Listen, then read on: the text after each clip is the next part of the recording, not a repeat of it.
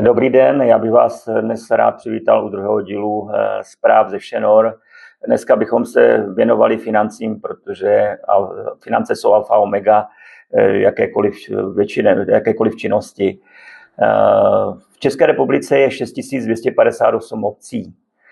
Středočeský kraj má zhruba 1144 obcí a 76 obcí v celé republice je do 1000 obyvatel.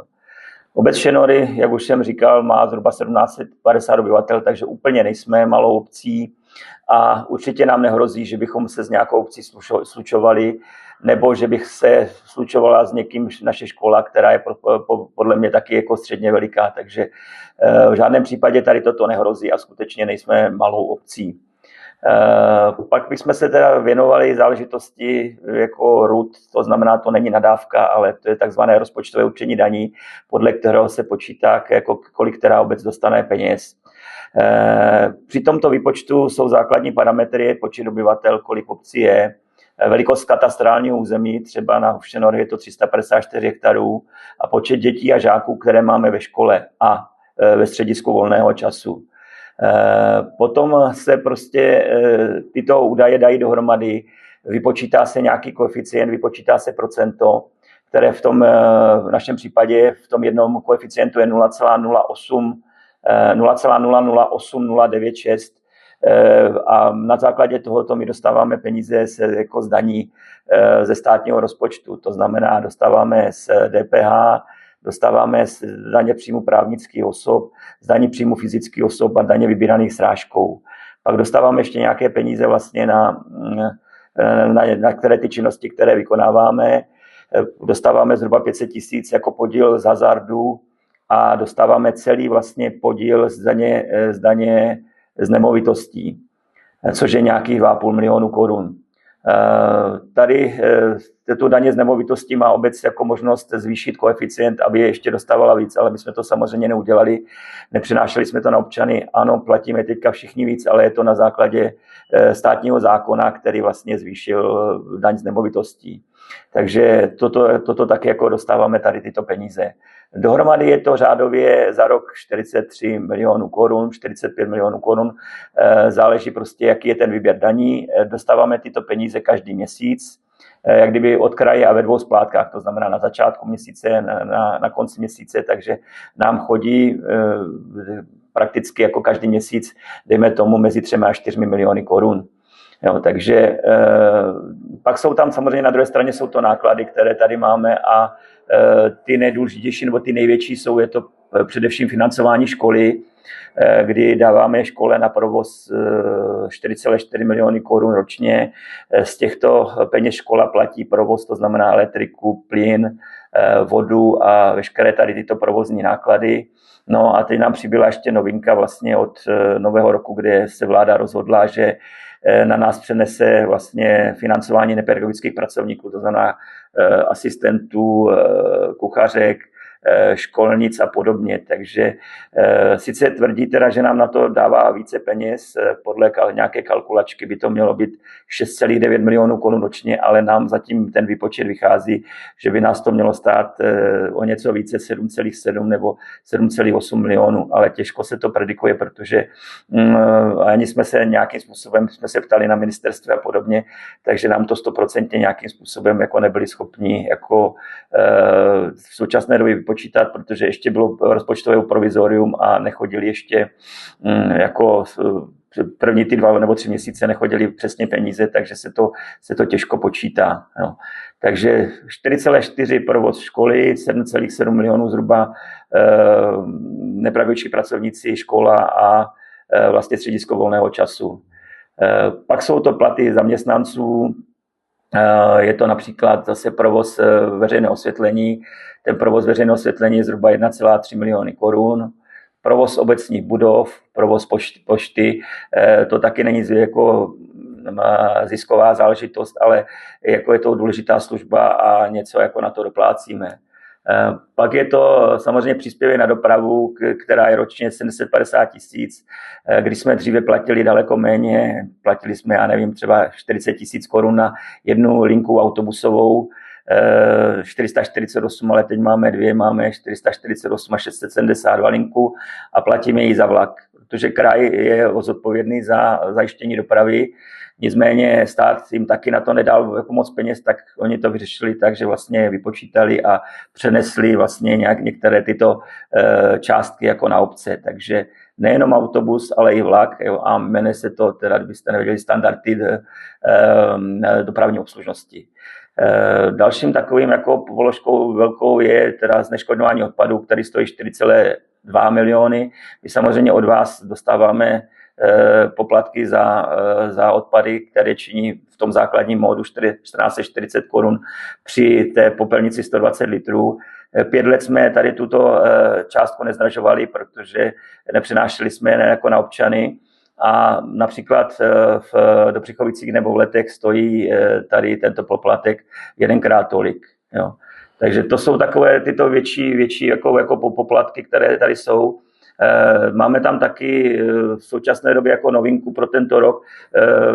Normálně platíme pro spolky a organizace, které tady máme, tak jim platíme provozní dotace. V letošním roce jsme přidali i investiční dotace, to znamená navíc dostali sportovci, fotbalisti, házenkáři a skauti dostali každý 100 000 na investiční dotace.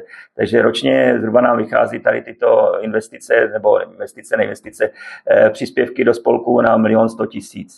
Jo, takže moc, když tady si počítáte tady tyto náklady, které tady jsou z těch hospodaření za minulý rok 25 dopadlo tak, že jsme měli celkové příjmy 49 milionů korun a výdaje zhruba 59 milionů korun. A samozřejmě v tom ještě jsou jako ty investice, které jsme tady jako dělali, takže ano, můžeme si půjčit, jako bylo by to jednoduché, ale peníze, když si je půjčíme, museli bychom je vrátit. Máme tady případ ještě z roku 2011, nebo ještě dříve, kdy byly dva úvěry, myslím, že dohromady bylo to 20 a 30 miliony korun, z toho ještě 2 miliony splácíme dneska. Takže ono je to jednodušší, je to vlastně jak kdyby rychlejší, že můžeme realizovat ten nějaký projekt, ale tady toto my neděláme, protože nám to nedává smysl.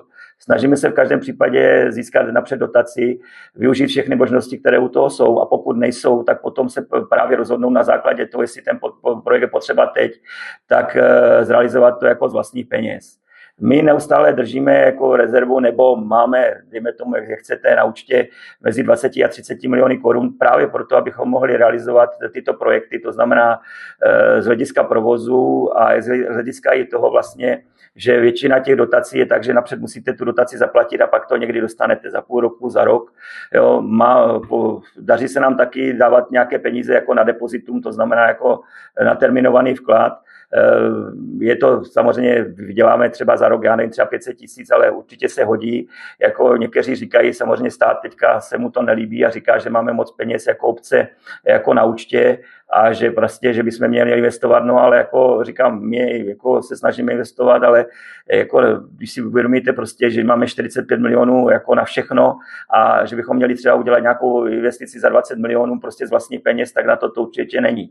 Takže ano, je možná jako systém, že kdyby nebyly dotace, tak kdyby stát byl schopný dát víc peněz, tak a pro tu obec by to bylo asi lepší, kdyby si mohla rozhodnout o těch prioritách jako více a podrobněji, ale je to zatím tak, že prostě jsou ty dotace a my si je snažíme nějakým způsobem v každém případě jako využívat.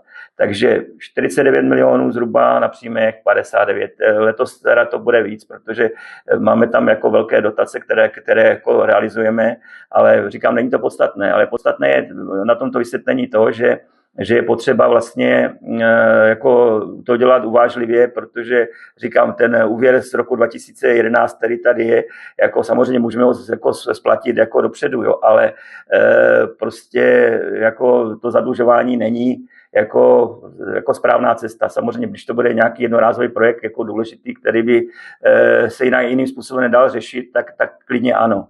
Jo, ale jako my si určitě nechceme půjčovat teď, jo, protože říkám, myslím si, že to není potřeba a říkám, pro 20 milionů třeba pro 14 domů nebo 12 nebo 11 jako voda, kanalizace na Panské zahradě, je to prostě velmi diskutabilní a proto jsme k tomu ještě jako nepřistoupili a čekáme na možnost jako dotace. Takže toto je, co se týče zhruba z financí. Bavme se o tom samozřejmě, jestli je potřeba první udělat, já nevím, rekonstrukci školy, tělocvičnu, jestli je potřeba dělat chodníky, prostě, anebo postupně prostě dělat tady těchto projektů víc, ale je to prostě tak, že my těch víc peněz nemáme a majetek prodávat nechceme, to nemáme zájem, my naopak nakupujeme majetek tam, kde nám to dává smysl. Já nevím, pozemek u kovárny, kde je dneska hřiště, jsme kupovali jsme les, 18 hektarů lesa, to nám jako v tomto případě prostě dává nějaký smysl, ale třeba jsme zkoumali i možnost nákupu pozemků u Berounky, kde vlastně máme dětské hřiště za Šraňkama, ale bohužel majitel po nás chtěl vlastně koupit, teda nám nabídl 70 000 metrů za 300 metrů, to znamená, že bychom měli zaplatit kvůli jedné věci nebo kvůli dvou věci 21 milionů korun, takže tímto způsobem určitě jako nepůjdeme. Takže toto je, co se týče financí, prostě říkám, máme stabilní financování, je to taky vidět na tom, že jsme byli schopni teda dát těm spolkům těch 1,1 milionu korun, nezvyšovali jsme poplatky za popelnice, ani jsme vám nezvyšovali koeficient vlastně na daň z nemovitosti. Prostě jako jsme schopni hospodařit s těma penězma a díky tomu vlastně jsme zrealizovali vlastně tomu opatrnému financování, které tady máme, a jsme zrealizovali těch 130 milionů korun v projektech za těch 5,5 roku, a které z těchto 80 milionů bylo na dotacích. Ještě tam samozřejmě nejsou nějaké nákupy v těch 130 milionech, ale toto je zhruba tato částka. Takže toto je, co se týče financí. Prostě uvidíme, jaký bude vývoj, jak stát bude vybírat daně, kolik obec vlastně z toho dostane z toho rozpočtového určení daní, ale toto je, říkám, to jsou tady tyto čísla. Já vám děkuji dneska za pozornost. Dneska to bylo něco kratší, ale těch čísel bylo dost, tak aby zase toho nebylo možno jako mnoho. Těším se na shledanou zhruba za týden, kdy budeme mít další díl o nějakém dalším oboru. Děkuji vám. Na shledanou.